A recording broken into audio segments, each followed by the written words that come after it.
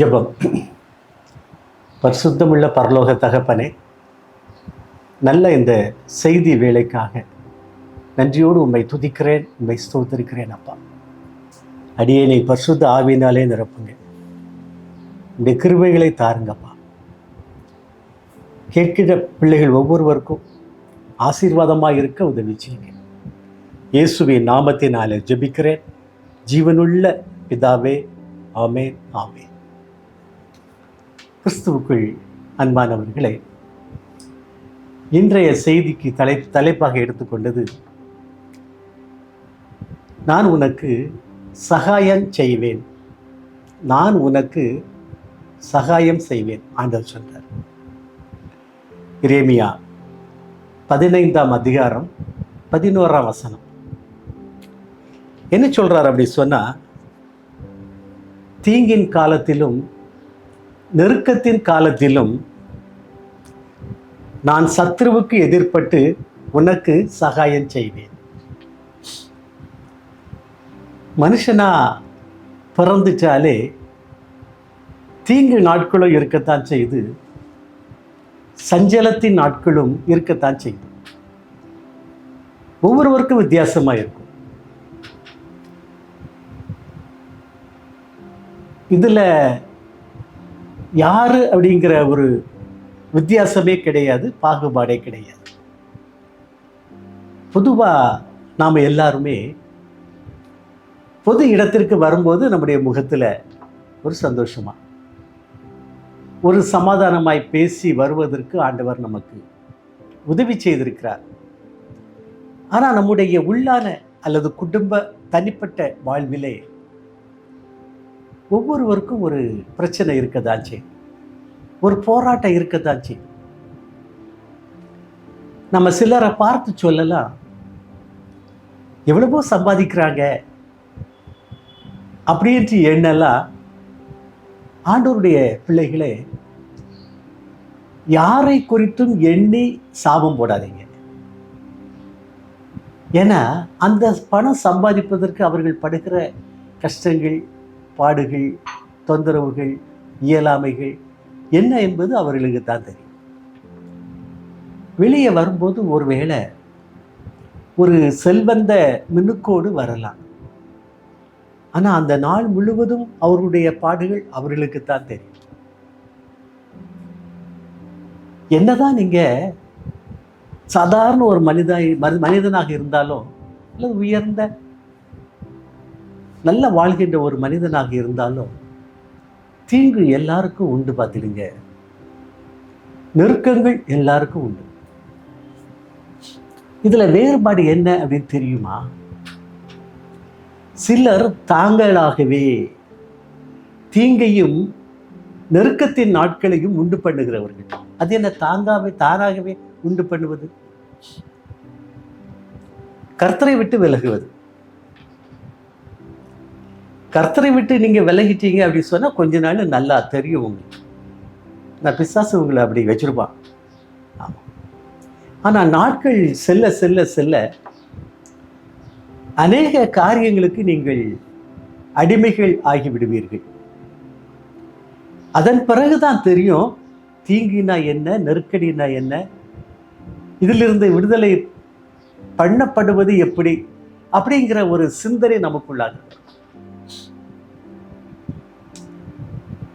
இதுல ஒரு காரியம் அவங்களுக்கு தெரியாது. என்ன காரியம் தெரியுமா? இந்த தீங்கையும் நெருக்கடியும் நெருக்கத்தின் நாட்களையும் நாமவே வருவித்துக் கொண்டோம் என்பது அவர்களுக்கு தெரியாது. ஆனால் ஒன்றை புரிந்து கொள்ளுங்கள், நீங்களாகவே அப்படி ஒரு தீங்கை நெருக்கடியை நீங்க பண்ணிக்கிட்டீங்க, ஆனா கடவுளுடைய முகத்தை நோக்கி பாருங்க, ஆண்டவரே எனக்கு ஒரு விடுதலை தாருங்க அப்படின்னு கேளு. நிச்சயமாக ஆண்டவர் உங்களுக்கு கொடுப்பார். அப்படி நீங்க கேட்டீங்க அப்படி சொன்னா, அதன் பிறகு அதே பழைய செயலை நீங்க செய்யக்கூடாது. ஆண்டவருக்கு பிரியமற்ற செயலை நீங்க செய்யக்கூடாது. ஆமா, உங்களுக்குள்ளாக ஒரு பெரிய மனமாற்றம் வந்திருக்கணும். ஆண்டவருடைய பிள்ளையாக நீங்கள் வாழ பக்குவப்படுத்தணும். முடியலையா? ஆண்டவர்கிட்ட கேளு. எவைகளெல்லாம் உங்களால் முடியாது என்று எண்ணுகிறீர்களோ அவைகளையெல்லாம் திறந்த மனதோடு ஆண்டவருடைய முகத்தை பார்த்து நீங்க பேசுங்க. ஆண்டவருடைய முகம் எனக்கு தெரியாத அப்படின்னு நினைச்சு சொல்லாதீங்க.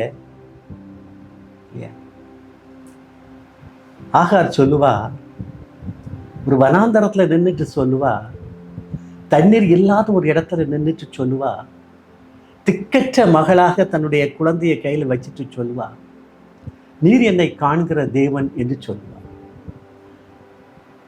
நீர் என்னை காண்கிற தேவன் என்று சொல்லுவா.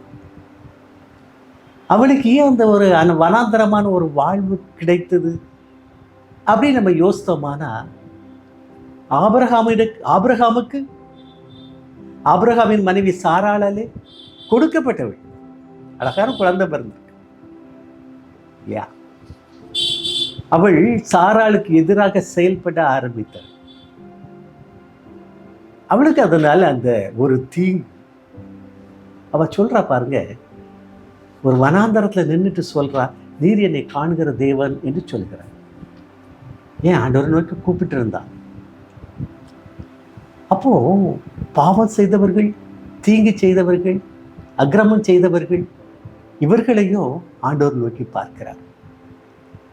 அவர் நம்மை உற்று நோக்குகிற ஆண்டவர், பார்க்கிற ஆண்டவர். மனம் திருந்திட்டீங்க அப்படின்னு சொன்னா நிச்சயமாக உங்களுக்கு விடுதலை உண்டு. இல்லையானா நான் மனம் திரும்புவேன், நாளை திரும்ப பழைய பாவத்தை செய்வேன், மனம் திரும்புவேன், பழைய பாவத்தை செய்வேன். எப்பொழுதெல்லாம் ஆண்டவரை நீங்கள் நோக்கி பார்க்கின்றீர்களோ அப்பொழுது ஒரு விடுதலை கொடுப்பார். அதில் என்ன இருக்காது? ஆசீர்வாதம் இருக்காது. ஆசீர்வாதம் இல்லாத விடுதலை விடுதலை அல்ல. அது ஒரு நிரந்தரமான விடுதலை அல்ல. அப்போ நான் ஒரு காரியத்தை நான் ஆண்டவர் நோக்கி ஜெபிச்சுட்டேன், இனி எனக்கு அப்போ இந்த தீங்கே வராதா அப்படின்னு நினைக்காதீங்க. எப்பொழுதெல்லாம் நீங்கள் எந்தெந்த வழிகளில் முன்னேற எண்ணுகின்றீர்களோ அந்த வழி ஆண்டவருக்கு பிரியமாக இருக்கட்டும், அது இருக்கட்டும். எப்பொழுதாலும் முன்னேற நீங்கள் எண்ணுகின்றீர்களோ அப்பொழுதெல்லாம் ஆங்காங்கே உங்களுக்கு தீங்கு இருக்கும், நெருக்கங்களும் இருக்கத்தான் செய்யும். நீங்கள் ஆண்டவரை பார்த்து தான் நீங்கள் என்ன செய்யணும்? நீங்கள் அவரோடு பேசி பேசி முன்னேறணும். ஒரு காரியத்தை நீங்கள் ஆரம்பிப்பதற்கு முன்பாக ஆண்டவர்கிட்ட பேசுங்க. ஆண்டவரே, இப்படி ஒரு எண்ணத்தை எனக்கு கொடுத்துருக்கிறீங்க, இந்த எண்ணம் எனக்கு நீர் கொடுத்தது தானா? எனக்கு அதை அறியக்கூடிய அந்த ஞானம் எனக்கு இல்லை. அந்த ஞானத்தை தாருங்க ஆண்டவரே, அந்த அறிவை தாருங்கள், அந்த புத்தியை தாருங்கள், அதை செயல்படுத்தக்கூடிய வல்லமையை தாங்க. எல்லாமே உங்களிடத்தில் தானே உண்டு. எனக்கு தந்து என்னை ஆசீர்வதிங்க ஆண்டவரே அப்படி சொல்லி ஒரு காரியத்தை ஆரம்பிக்கும் போது ஆண்டவரோட கூட பேசுங்க. ஆண்டவரே, இதை செயல்படுத்தக்கூடிய அந்த ஞானம், அறிவு, புத்தி தந்து என்னை காத்துக்கொள்ளுங்க ஆண்டவரே, அதை செயல்படுத்தக்கூடிய வல்லமையை தாருங்க அப்படின்னு கேளுங்க. நீங்கள் எவைகளையெல்லாம் கேட்டுக்கொள்வீர்களோ அவைகளையெல்லாம் நீங்கள் பெற்றுக்கொள்வீர்கள் என்று நம்புங்க. விசுவாசத்தோடு கேளுங்க. கேட்டுக்கிட்டே இருங்க. எல்லா காரியங்களுக்காக கேட்டுட்டே இருங்க. கிறிஸ்துவுக்குள் அன்பானவர்களே, உங்களுக்காக நீங்கள் ஜெபிக்க ஆரம்பிக்கின்ற அந்த வேளையிலே பிறருக்காகவும் ஜெபிக்க மறந்து விடாதீர்கள். இந்தியாவுக்காக ஜெபிக்க மறந்து விடாதீர்கள். உலகத்திற்காக ஜெபிக்க மறந்து விடாதீர்கள். நம்முடைய தேவன் சமாதானத்தின் தேவனாயிருக்கிறார். சண்டெல்லாம் வேண்டாம். நாடுகளுக்கு இடையே சண்டங்கள், யுத்தங்கள் வேண்டாம். ஒருவேளை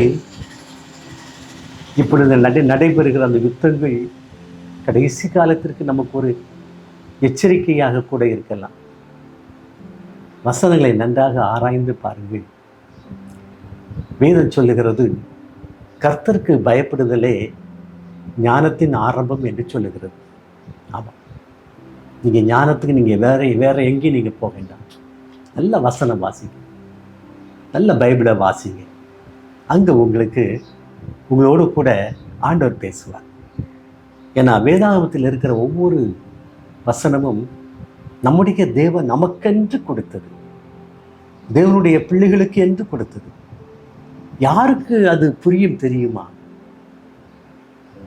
யார் யாரெல்லாம் உள்ளன்போடு ஆண்டவரை விசுவாசித்து வாசிக்கின்றார்களோ அவர்களுக்கு ஆண்டவர் இதனுடைய அர்த்தத்தை சொல்லிக் கொடுப்பார். இந்த வசனத்திலிருந்து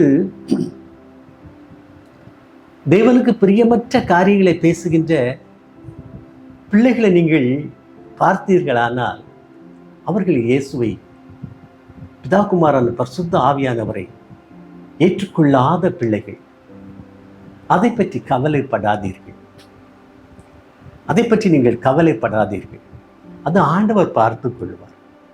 அது ஆண்டவருக்கும் அவர்களுக்கும் இடையேயான ஒரு மிகப்பெரிய ஒரு நடவடிக்கை. நீங்கள் ஆண்டவரை ஏற்றுக்கொண்ட பிள்ளைகள் எப்படிப்பட்டவர்களாக இருக்க வேண்டும்?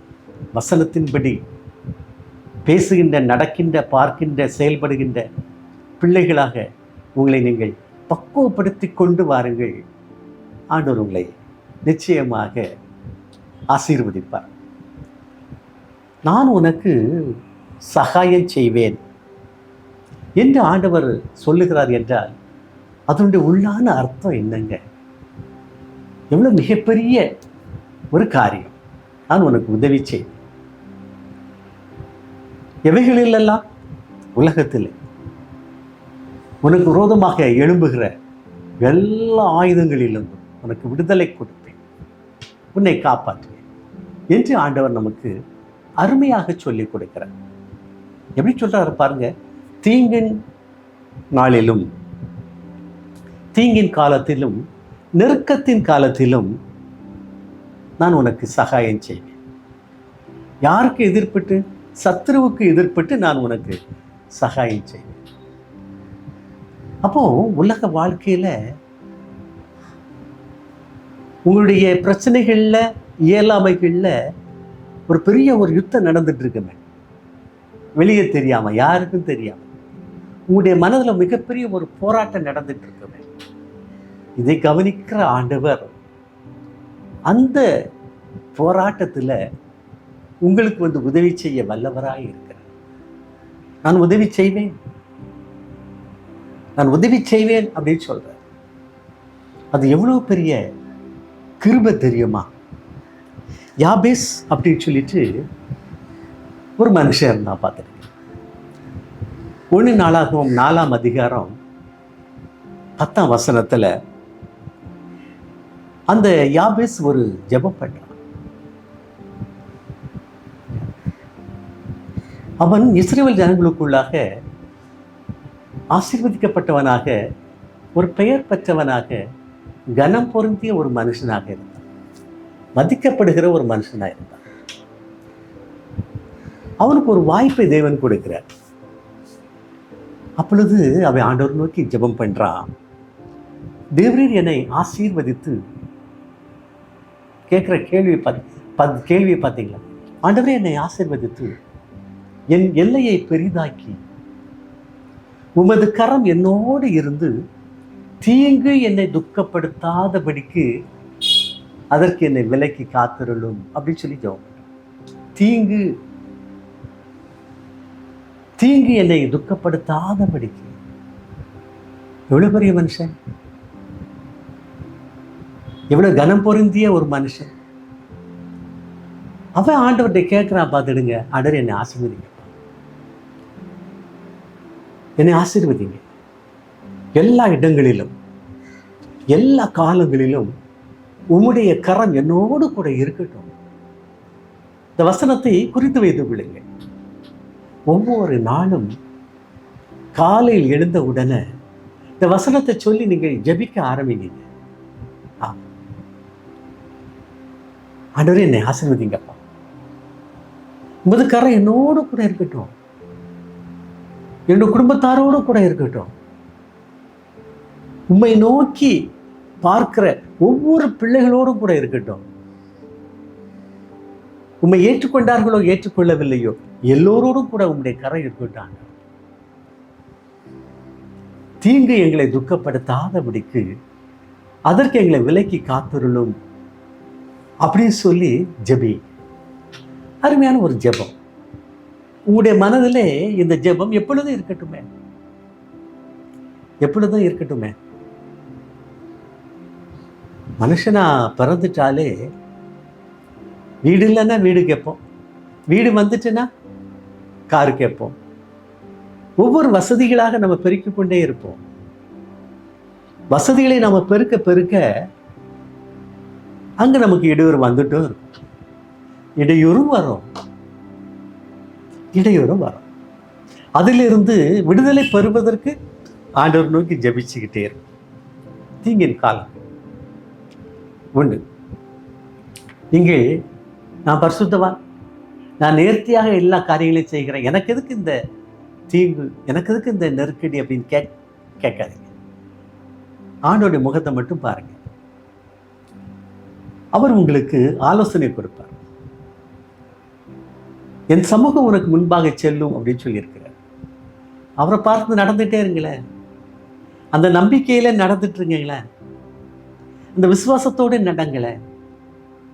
அப்படி நடக்கும்போது தொந்தரவுகள் வந்தா பொறுமையாயிருங்க, பொறுமையாயிருங்க. ஜெபிச்சுக்கிட்டே நடங்க, வழி விலகி விடாதீர்கள். ஆண்டவரை விட்டு வழி விலகி விடாதீர்கள். எபிரேயர் 12ஆம் அதிகாரம் 1ஆம் வசனம் இப்படியாக சொல்லுகிறது, மேகம் போன்ற இத்தனை திரளான சாட்சிகள் நம்மை சூழ்ந்திருக்க பாரமான யாவற்றையும், ஆண்டவர் வெறுக்கிற எல்லாவற்றையும் உதறிவிட்டு இயேசுவை நோக்கி, இயேசுவை நோக்கி பொறுமையோடே ஓடக்கடவோம் அப்படின்னு சொல்லி, பொறுமையோடு. இந்த உலகத்துல நமக்கு தீவிற்கு வருவிக்கிறது, நெருக்கத்தை வருவிக்கிறது எவையெல்லாம் இருக்கிறதோ எல்லாம் விட்டுருவோம், பாவத்தை விட்டுருவோம், இச்சைகளை விட்டுருவோம். விட்டுட்டு ஆண்டவரை நோக்கி ஓடிக்கிட்டே இருப்போம். இப்ப நம்ம உள்ளத்துல என்ன இருக்காது தெரியுமா? சோர்வே இருக்காது. அவர் தான் முன்னால போயிட்டு இருக்காரு. அவர் தான் சொல்லியிருக்கிறாரு, நான் உனக்கு சகாயம் செய்வேன் அப்படி சொல்லியிருக்கிறாரு. இந்த ஒரு நம்பிக்கை உங்களுக்குள்ளாக இருக்குமானா நீங்க எவ்வளவு கஷ்டப்பட்டாலும் உங்களுடைய முகம் சோர்வாகவே இருக்காது, சோர்வாகவே இருக்காது. இந்த முகத்துல ஒரு வெற்றியின் சின்னம் அப்படி ஒளி வீசிக்கிட்டே இருக்கும். ஆண்டவருடைய அந்த முகத்தின் ஒளியினாலே நீங்க அப்படி பிரகாசித்துக் கொண்டே இருப்பீர்கள். கர்த்தருக்குள்ளாக நடக்க பழகுங்கள், ஆண்டவர் உங்களை நிச்சயமாக ஆசீர்வதிப்பார். யோனா, ஆண்டவர் ஒரு காரியத்தை யோனாவுக்கு சொன்னார். நல்ல ஒரு தீர்க்கதரிசிங்க, எனக்கு ரொம்ப பிடிக்கும். எப்பொழுதெல்லாம் உங்களுக்கு நேரம் கிடைக்கிறதோ அப்பொழுதெல்லாம் நீங்கள் யோனாவை கையில் எடுத்து வச்சு வாசிங்க. ஒரு சில அதிகாரங்கள் தான் இருக்கும். ஆண்டவர் நம்மை காண்கிற தேவன் பார்த்துடுங்க. நினைவே அப்படின்னு சொல்லிட்டு ஒரு பெரிய பட்டணம் இருந்துச்சு, அழகான பட்டணம், அருமையான மக்கள், கடல் சூழ்ந்த ஒரு பட்டணம் பார்த்துடுங்க. அந்த மக்கள் ஆண்டவருக்கு பிரியமற்ற காரியத்தை செய்ய ஆரம்பிச்சிட்டாங்க, அக்கிரமம் செய்ய ஆரம்பிச்சிட்டாங்க. அப்போ ஆண்டவர் தன்னுடைய தீர்க்கதரிசி யோனாவை கூப்பிட்டு சொன்னாரு, எப்பா அக்கிரமம் பெருகி போச்சுப்பா, நீ போய் நினிவே மக்களுக்கு பிரசங்கம் பண்ணு அப்படின்னு சொன்ன. நீ பிரசங்கம் பண்ணு அப்படின்னு சொன்ன. அந்த அதிகாரங்கள் எல்லாம் வாசித்த பிற்பாடு நடக்கிற அந்த இயல்பை நான் முதல்ல சொல்லிடுறேன். இந்த யோனாவுக்குள்ளாக ஒரு எண்ணம் என்ன தெரியுமா? போய் பிரசங்கம் பண்ண சொல்லுவாரு. அவெல்லாம் மனம் திரும்பிட்டானா இவர் அவனுக்கு தண்டனை கொடுக்க மாட்டார். யாரு? கடவுள், ஆண்டவர். ஆண்டவர் அவர்களுக்கு தண்டனை கொடுக்க மாட்டார். அப்போ இப்போ அந்த ஜனங்கள் என்ன சொல்லுவாங்க, யோனா ஒரு பொய்யான தீர்க்கதரிசி. நமக்கெல்லாம் வந்து பிரசங்கம் பண்ணுனா, நீங்கள் மனம் திரும்புங்கள் அப்படின்னு சொல்லி பிரசங்கம் பண்ணுனா, நம்ம மனம் திரும்பினதுனால ஆண்டவர் இந்த தண்டனையை கொடுக்கல அப்படிங்கிற எண்ணம் அவர்களுக்குள்ளாக வராது. அங்கேயும் தேவனுக்கு விரோதமாக பேசுகிற பிள்ளைகள் இருப்பார்கள் அல்லவா? ஜனங்கள் என்ன சொல்லுவாங்க, இவன் இப்படிதான் பிரசங்கம் பண்ணிட்டாலேவா, ஆண்டவர்லாம் தண்டிக்கவே மாட்டார். இன்றைக்கு இந்த வார்த்தையை சொல்ற மக்கள் நிறைய பேர் நான் பார்க்கிறேன். மனதிருந்தி குணப்படுங்கள் அப்படின்னு சொல்லும்போது நிறைய பேர் சொல்றாங்க, இவன் சும்மா சொல்லிட்டு இருக்கான், இவன் புலம்பிகிட்டே இருக்கான், இவன் இப்படிதான் புலம்புவான். கிறிஸ்தவ பிள்ளைகளே இதை சொல்றான். இல்லை ஆண்டவர், இல்லை தேவனுடைய பிள்ளைகள், ஒவ்வொன்றிற்கும் ஒரு காலம் உண்டு. நீங்கள் ஆசீர்வாதமாக வழிநடத்தப்படுவதற்கு ஒரு காலம் உண்டு. அந்த காலத்துல நீங்கள் மனம் மாறி தேவனுக்கு பிரியமற்ற காரியங்களை நீங்கள் செய்ய ஆரம்பித்து விட்டால் ஆண்டவர் உங்களுக்கு ஆங்காங்கே செய்தியை கொடுப்பார். அதையும் நீங்கள் ஏற்றுக்கொள்ளாவிட்டால்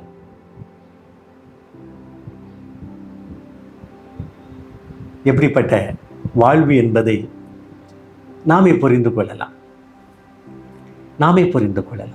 லோத்து வாழ்ந்த அந்த பட்டணத்திற்கு என்ன கொடுக்கப்பட்டதோ அது கொடுக்கப்படும். மிக கவனமாக நம்ம வாழ ஆரம்பிப்போம். தேவனை புரிந்து தேவனுடைய வசனங்களை ஏற்றுக்கொண்டு அவைகளின்படி நடந்து வாழ ஆரம்பிப்போம். எனக்கு வயசு நிறைய ஆயிட்டையா, இத்தனை ஆண்டு காலம் நான் இந்த செய்தியை கேட்டுகிட்டே இருக்கேன். மனம் திருந்தி குணப்படு அப்படிங்கிற செய்தியை கேட்டுக்கிட்டே இருக்கேன். நான் தான் கேட்கவே இல்லையா, எனக்கு என்ன நடந்துச்சு அப்படி கேட்குற மக்களும் நிறைய பேர் இருக்காங்க. அப்படி சொல்லாதீங்க. உங்களுடைய வாழ்வு உங்களை மாத்திரம் சம்பந்தப்பட்டது அல்ல. நீங்கள் உங்களுடைய மனைவி அல்லது கணவன், பிள்ளைகள் அன்று அதோடு முடிந்து போவது அல்ல. பிற்கால சந்ததி அப்படின்னு சொல்லி இருக்கு பார்த்தீங்களா? சில சந்ததிகள் வேறறுக்கப்பட்ட சந்ததிகளாக காணப்படும். அப்படி பார்க்கலாம். காரணம் என்ன? முன்னோர் செய்த பாவத்தின் நிமித்தமாக அந்த பிள்ளைகள் இவ்வாறாக பாதிக்கப்படுகிறார்கள். இப்போ தீங்கு உண்டு, நெருக்கமும் உண்டு. இவற்றிலிருந்து விடுவிக்கிறவர் நம்முடைய ஆண்டவர் பிதா குமாரன் பரிசுத்த ஆவியானவர். ஏக தேவன் ஒருவரே, அவர் ஒருவரே. அவரை நோக்கி நீங்க பாருங்க. ஒவ்வொரு காலத்திலும் நீங்க அவரை நோக்கி பாருங்க. ஆண்டவர் உங்களை நிச்சயமாக ஆசீர்வதிப்பார். உங்களுக்கென்று ஒரு வசனத்தை கொடுத்திருக்கிறார். நான் உனக்கு சகாயம் செய்வேன். என் நிலையில் நீங்கள் இருந்தாலும் சரி, நம்புங்க. வார்த்தைகளை நம்புங்க. கர்த்தருடைய வார்த்தைகளை நம்புங்க. கர்த்தருடைய வசனத்தை நம்புங்க. நிச்சயமாக ஆண்டவர் உங்களை ஆசீர்வதிப்பார். நான் உனக்கு சகாயம் செய்வேன். நான் உனக்கு உதவி செய்வேன். நான் உன்னை விடுவிப்பேன். அவர் உலக இரட்சகராக இருக்கிறார், விடுவிக்கிறவராக இருக்கிறார், மீட்பராக இருக்கிறார். ஜெபிப்போமா? கிருபை நிறைந்த ஆண்டவரே, இந்த அருமையான செய்தி நேரத்திற்காக உம்மை நன்றியோடு துதிக்கிறேன், உம்மை ஸ்தோத்திரிக்கிறேன். அப்பா, நீர் கொடுத்த வார்த்தைகளுக்காக உமக்கு நன்றி, உமக்கு ஸ்தோத்திரம். கேட்ட ஒவ்வொரு பிள்ளைகளுக்காகவும் நன்றி, ஸ்தோத்திரம். அநேக பிள்ளைகள் ஆண்டவரே, என்னுடைய வாழ்க்கையிலே விடுதலை என்று அப்படி சொல்லி கதறி அழுகிற பிள்ளைகள் ஏராளம் தகப்பன். பிறரால் உணர முடியாத தீங்கிலும் சிக்கலிலும் சஞ்சலத்தில் இருக்கிற மக்கள் ஏராளம். தாவீது சொல்லுகிறார், கர்த்தர் என் சகாயர் என்று சொல்லுகிறார். எபிரேயர் எழுதுகிறார், கர்த்தர் எனக்கு சகாயர். நான் பயப்படேன் என்று எழுதுகிறார். ஆமாம் ஆண்டவரே, இந்த பிள்ளைகள் கதறி அழுகின்ற ஒவ்வொரு பிள்ளைகளுக்கும் நீர் சகாயராக இருங்க, விடுவிக்கிற தேவனாக இருங்க, உதவி செய்கிற தேவனாக இருங்க. ஒவ்வொருவரையும் நீங்கள் ஆசீர்வதிங்கப்பா. விடுவிப்பது மாத்திரம் போதாது தகப்பனே, உம்முடைய ஆசீர்வாதம் ஒவ்வொரு பிள்ளைகளுக்கும் வேணும், ஒவ்வொரு நிறுவனங்களுக்கும் வேணும், ஒவ்வொரு குடும்பங்களுக்கும் வேணும், ஒவ்வொரு சபைக்கும் வேணும், ஒவ்வொரு திருச்சபைக்கும் வேணும், ஒவ்வொரு நாட்டிற்கும் வேணும், உலகத்திற்கே வேணும் அப்பா. உம்முடைய சமாதானம் எங்கும் பரவி நிரம்பி இருக்க உதவி செய்யுங்கப்பா.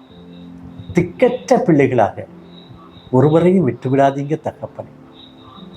ஆண்டவரே, வேலை இல்லாத பிள்ளைகளுக்கு ஆசீர்வாதமான வேலை கொடுங்க, படிக்கிற பிள்ளைகளுக்கு நல்ல படிப்பை கொடுங்க, போதை வஸ்துக்கள் இல்லாத அருமையான பிள்ளைகளாக ஒவ்வொருவரையும் உருவாக்கி கொடுத்து ஆசீர்வதிங்கப்பா. சிறியோரிலிருந்து பெரியோர் வரைக்கும் போதைகளை ஆண்டவரை பயன்படுத்துகிற பிள்ளைகள் அநேக பேர் இருக்கிறாங்க தகப்பனே. அதிலே ஒரு வெறுப்பை நீர் கட்டளையிட வேண்டுமாறு இயேசுவின் நாமத்தினாலே ஜெபிக்கிறேன். ஒவ்வொரு குடும்பத்தையும் தொடுங்க, நல்ல குழந்தை பாக்கியத்தை கொடுங்க, பண கஷ்டத்திலிருந்து விடுதலை கொடுங்க, சுகபலன் ஜீவனோடு வாழ உதவி செய்யுங்கப்பா. சந்தோஷமாய் வாழ உதவி செய்யுங்க. உம்முடைய நம்பிக்கையில் இந்த பிள்ளைகள் சிறந்திருக்க உதவி செய்யுங்கப்பா. உம்மை நோக்கி பார்க்கணும், காலையிலிருந்து இரவு வரைக்கும் ஜெபிக்கணும், தங்களுக்காக மாத்திரமல்ல பிறருக்காகவும் ஜெபிக்கணும் தகப்பனே. ஒவ்வொரு உள்ளத்திலே நீங்கள் பேசுங்கப்பா. அன்பு இவர்களுடைய உள்ளத்திலே ஊற்றெடுத்து ஓடட்டும் தகப்பனே. அக்கினி அபிஷேகத்தினாலே நிரப்பப்பட்ட பிள்ளைகளாக வாழ உதவி செய்யுங்க அப்பா. உம்மை நம்புகின்ற பிள்ளைகளாக வாழ கிருபை செய்யுங்க. பாவங்களை அறிக்கையிட நல்ல மனப்பக்குவத்தை கொடுங்கப்பா. மனதிருந்தி வாழ்கின்ற ஒரு வாழ்வை கொடுங்க. மீண்டுமாக அந்த பாவத்தில் விழாதபடி பரிசுத்த தேவன் ஒவ்வொருவரை நீர் ஆட்கொள்ள வேண்டுமாறு ஜெபிக்கிறேன். உம்முடைய சுடரொளி பட்டைகள் இந்த பிள்ளைகளுடைய ஒவ்வொரு எல்லைகளிலும் ஒளி வீசிக்கொண்டே இருக்கட்டும் அப்பா. பிசாசானவன் இவர்களுடைய எல்லைக்குள்ளாக நுழைந்து விடாதபடி நீர் பாதுகாக்க வேண்டுமாறு ஜெபிக்கிறேன். ஒவ்வொரு பிள்ளைகளையும் ஆசீர்வதிங்கப்பா. ஒவ்வொரு பிள்ளைகளையும் ஆசீர்வதிங்க. என் தேவன் என்னோடு கூட இருக்கிறார் என்கிற ஒரு நம்பிக்கையை கொடுங்க தகப்பன். மனுஷன் எனக்கு என்ன செய்வான் அப்படிங்கிற ஒரு நம்பிக்கையை கொடுங்க. பயத்தை எடுத்து போடுங்க.